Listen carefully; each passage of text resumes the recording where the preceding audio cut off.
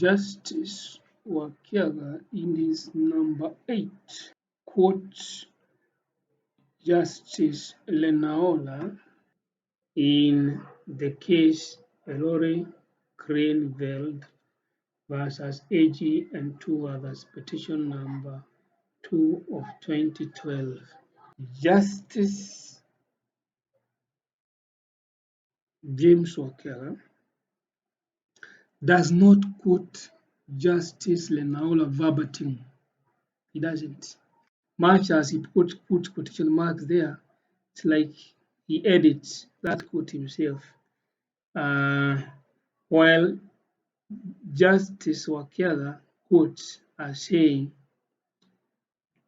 Justice Wakiaga quotes Justice Lenaola saying, our judicial system is not. Justice Lenaola says, our judicial legal system is not one where a judge is granted such powers as to investigate criminal complaints.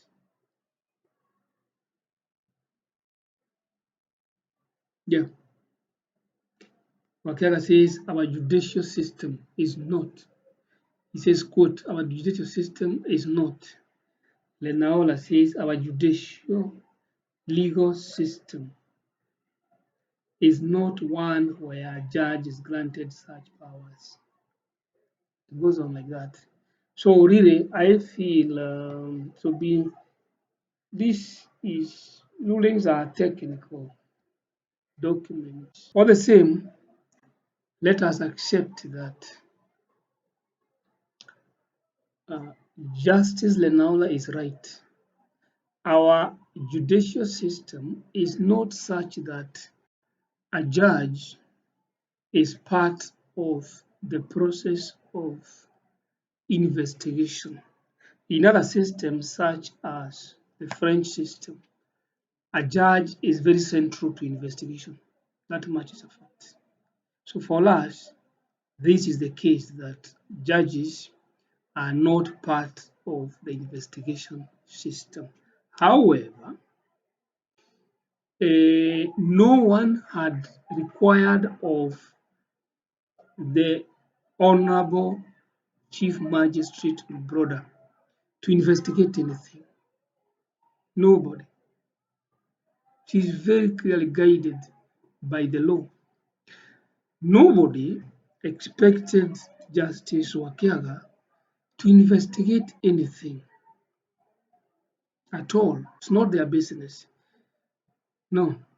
For the Chief Magistrate Broder, her only responsibility, her instant responsibility would have been to sign the complaint, and she proceeds as she is guided by Section 89 of the Criminal Procedure Code.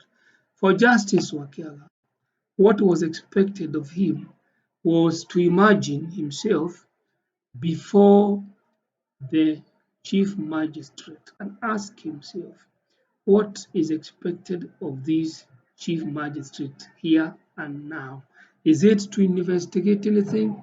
No, because the complaint before the magistrate presented by the complainant, who happens to be the victim, it is no different from the complaint presented by a police officer or an office of the Director of Public Prosecution Officer. They are the same. Institution, let me repeat this, institution of proceedings does not distinguish between public and private institution. Let me repeat that. Institution of proceedings does not distinguish between public institution of proceedings and private institution of proceedings. This is something I invited Justice Maraga to make banners and stick them in courts and in the judges' chambers, that there is no difference in the institution of proceedings by the complainant or by the Director of Public Prosecutions. If anything, If anything, the complaint by the victim should have more weight than the complaint by, say, a policeman or an officer from the director of public prosecutions, because for the private citizen to turn up before a judge to institute proceedings against suspects, they must have exhausted the established avenues for this. They are desperate, hopeless, and they have turned up to seek security in that last station.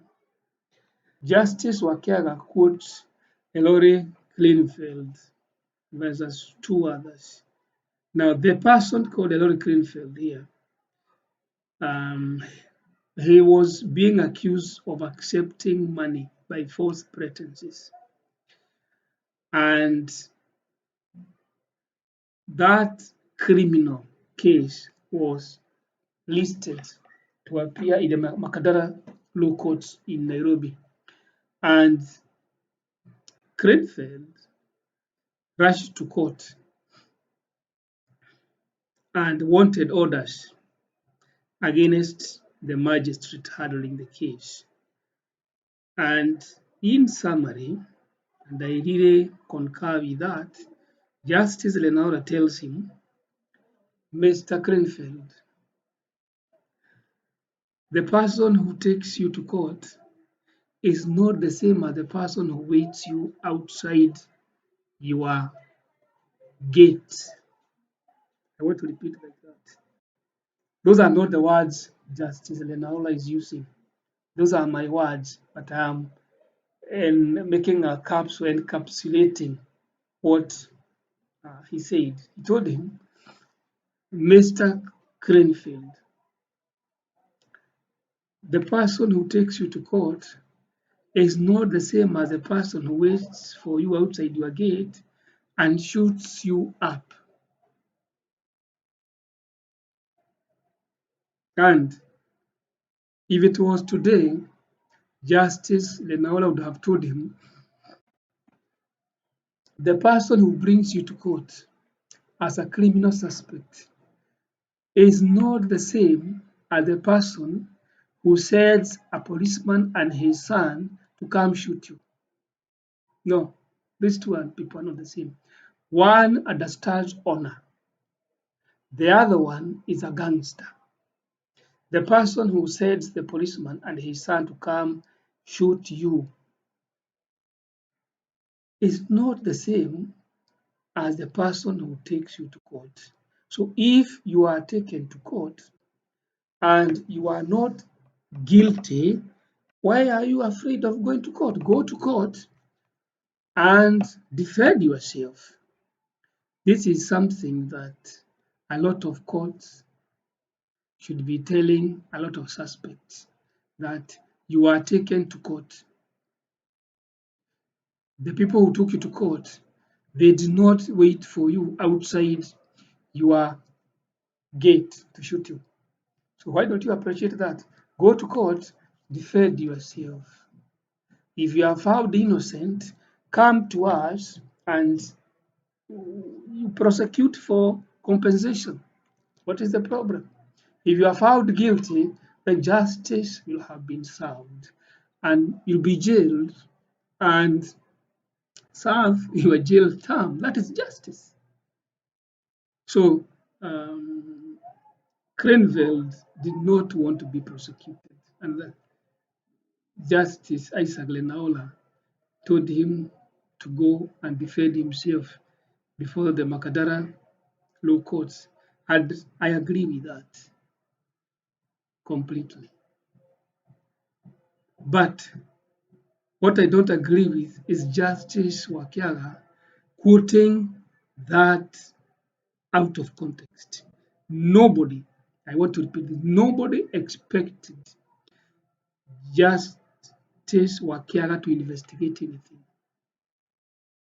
No. Nobody expected or wanted or wished the Honorable your brother Juma to investigate anything?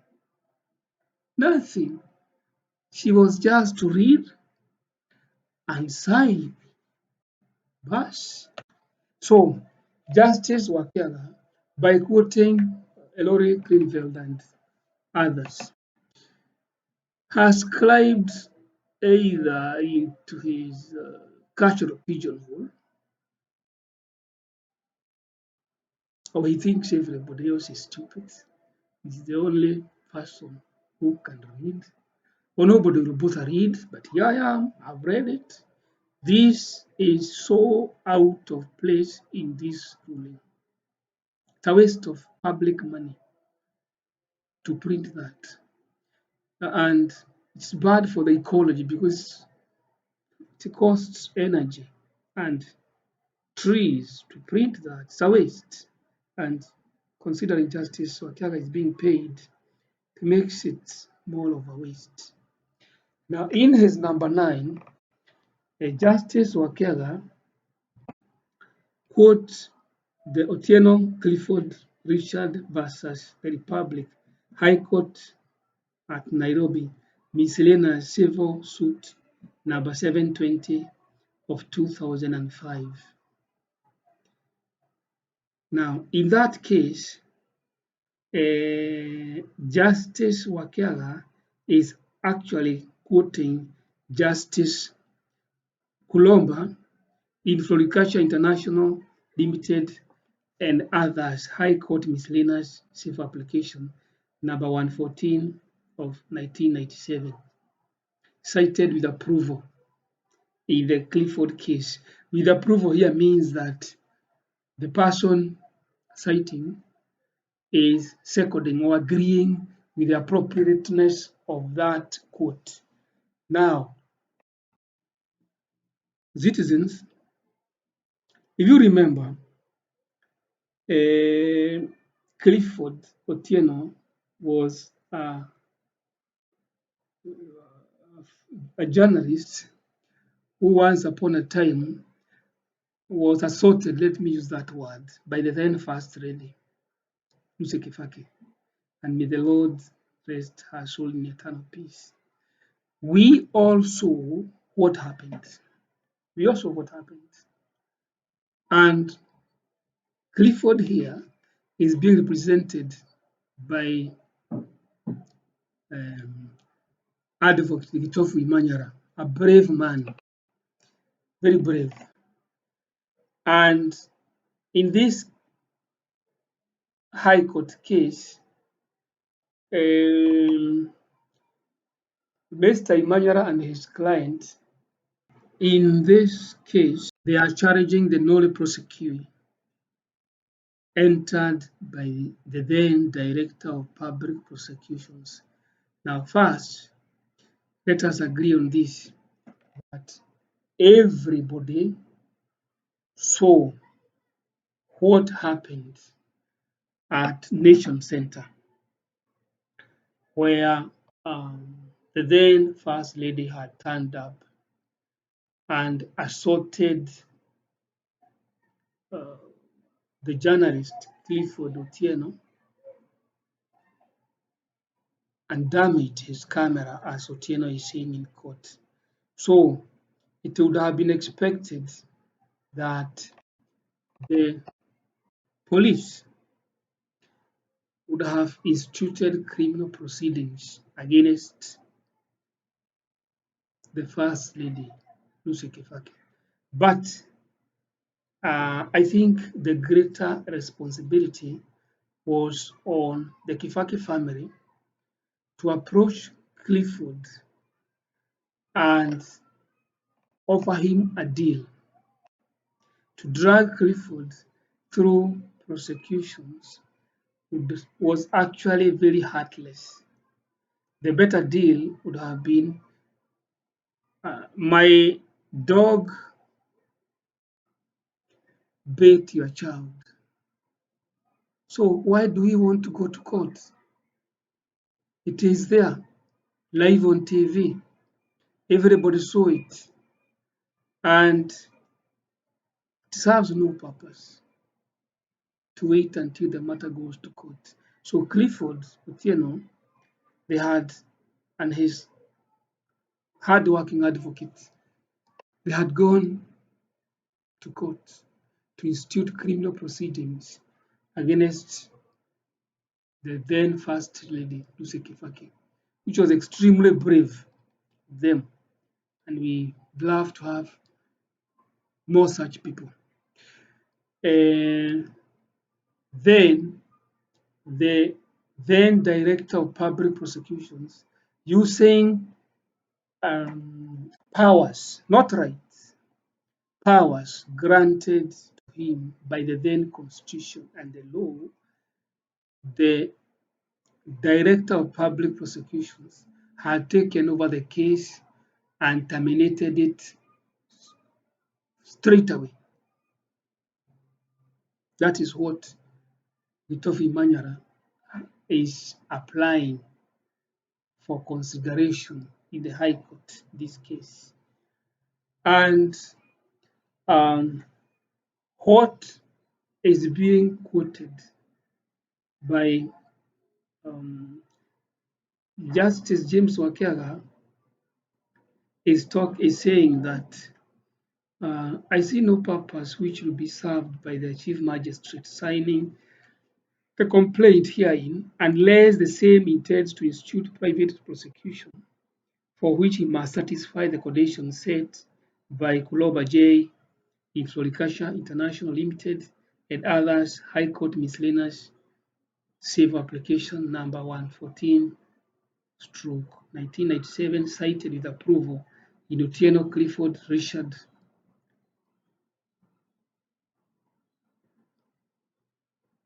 Otieno Clifford Richard versus the Republic High Court at Nairobi Miscellaneous Suit number 720 of 2005.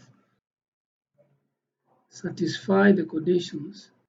The court in question says this: in Floriculture International Limited and others, High Court Miscellaneous Civil Application number 114 of 1987, Kulomba J. held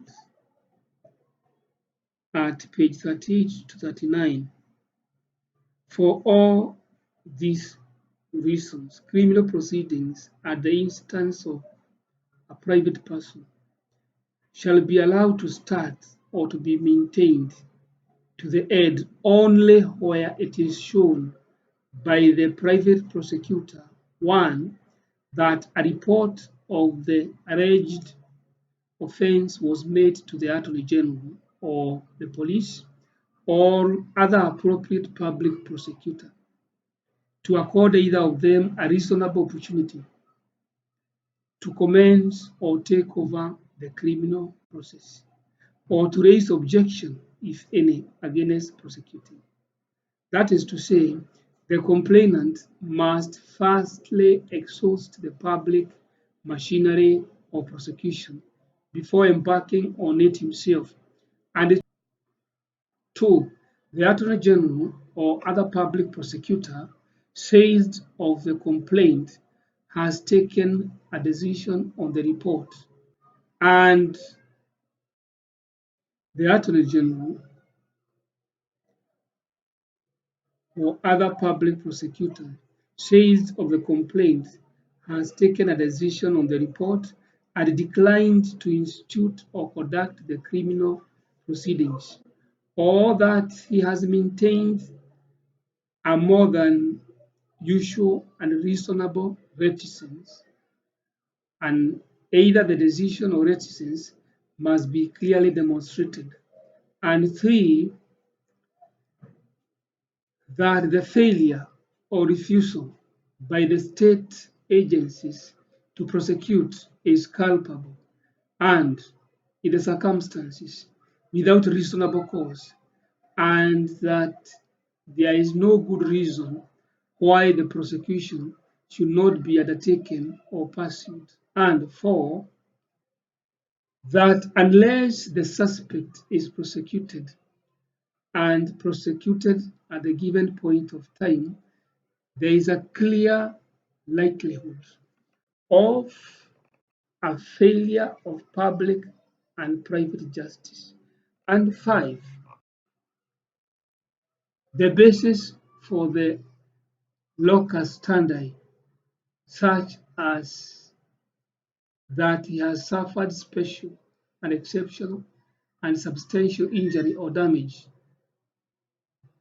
peculiarly personal to him, and that he is not motivated by malice, politics, or other ulterior considerations devoid of good faith. And 6, the demonstrable ground exists to believe that a grave social evil is being allowed to flourish unchecked because of the inaction of a pusillanimous attorney general or police force guilty of capricious, corrupt, or biased failure to prosecute, and that the private prosecution is an initiative to counteract the culpable refusal or failure to prosecute or to neutralize the attempts of crooked people to stifle criminal justice.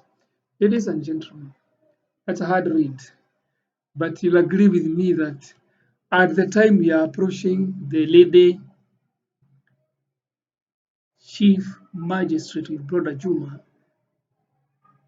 this complaint is calling 100%, 6 out of 6, because we have gone to the police, the record is there. We have seen the police at the Wakiaga police post, we have seen the deputy OCS, the OCS, the OCPD actually, and we have informed the Office of the Director of Public Prosecutions. And that office has even responded to our complaint. By the time that we are before Justice Wakiaga, who is quoting these quotations, this matter, the suspects have been walking free for about 1 year. So, Justice Wakiaga is quoting, trying to hide under the robes and wigs of other judges. Let him know that we've caught him pants down, trying to hide his incompetency using other people's words, and is hiding what should not be hidden. Now, ladies and gentlemen, in the course of reading some of these rulings, I found conflict between the understandings of Section 89 and Section 88 of the Criminal Procedure Code. And it is only fair that I bring that out. I'll highlight it very simply, where a case where one ruling has this understanding and the other ruling has the other understanding. Now, what I do not understand is why very explicit law is subject to such misunderstandings. I also have an answer for that. I have an answer for that. In a summary, I'll be calling it the ideology of convenience. It's there. Let me highlight this incongruence between judges.